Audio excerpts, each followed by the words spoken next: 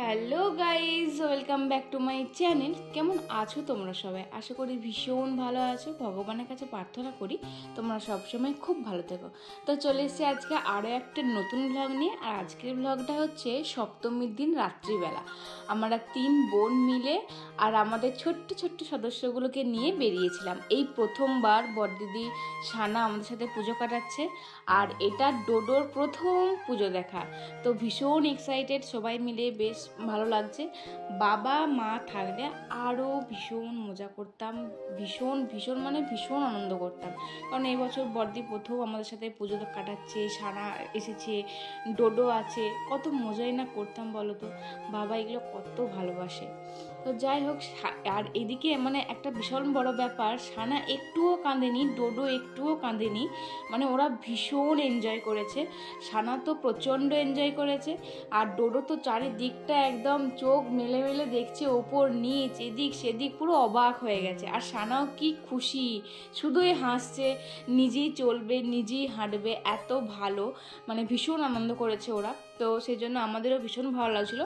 যদিও ঠিক করেছিলাম যেহেতু ওদেরকে নিয়ে বেরিয়েছি, দুটোকে একটা ঠাকুর দেখবো, দেন ওদেরকে বাড়ি পৌঁছে দিয়ে আবার একটুখানি খাওয়া দাওয়া করে চলে যাব।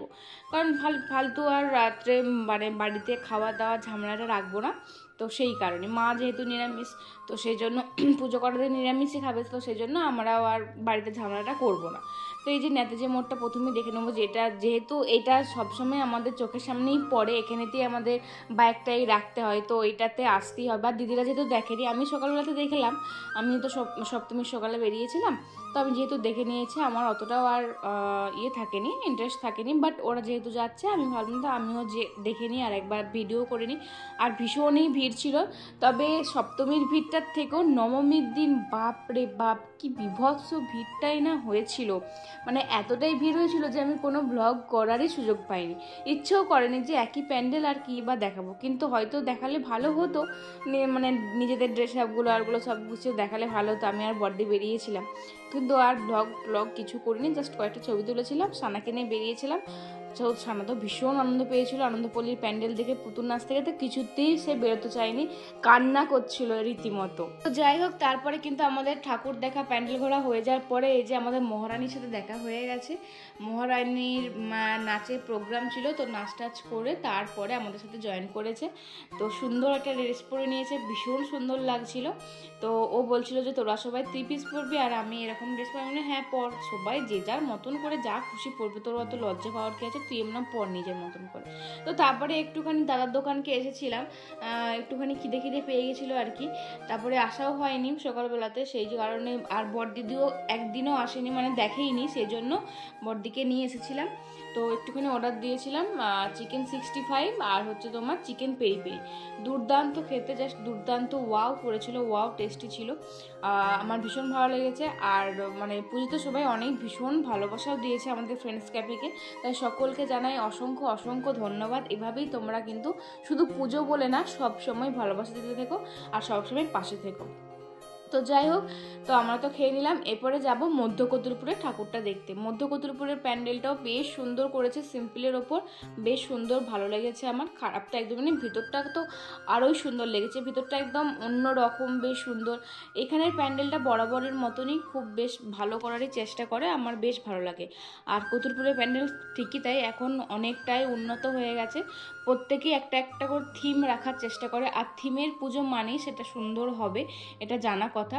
এমনি নর্মাল পুজো হলে কিন্তু ভালো লাগে না, একটু যদি থিম বানিয়ে করে বেশ ভালো লাগে।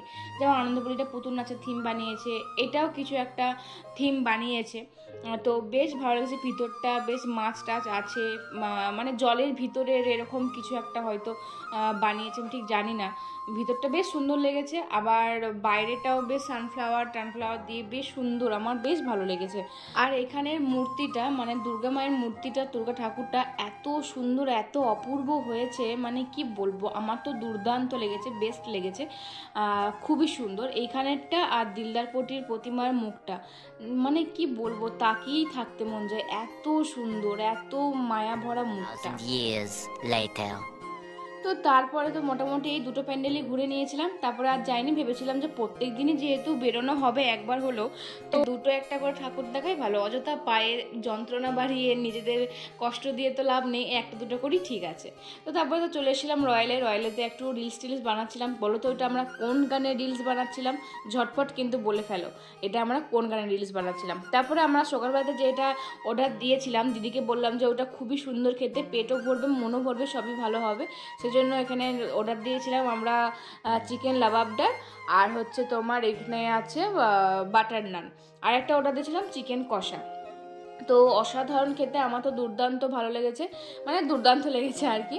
তো যাই হোক, আমাদের তো মোটামুটি এবার খাওয়া দাওয়া চলুক। আর তোমরা বলো তোমরা কেমন পুজোতে এনজয় করলে, তোমরা কি মানে বাইরে কোথাও গেছে নাকি কতুলপুরে যে ঠাকুর দেখেছো, আর কতুলপুরে কোন প্যান্ডেল ঠাকুরটা বেস্ট লেগেছে সেটাও কিন্তু কমেন্টে জানিও। আর আমরা কিন্তু কোন গানে রিলস করেছি সেটা কিন্তু আজকের থাকছে প্রশ্ন। তো চলো আজকের মতন বাই বাই, দেখা হচ্ছে পরের ব্লগে। খুব তাড়াতাড়ি ভালো সুস্থ থাকবে, বাই।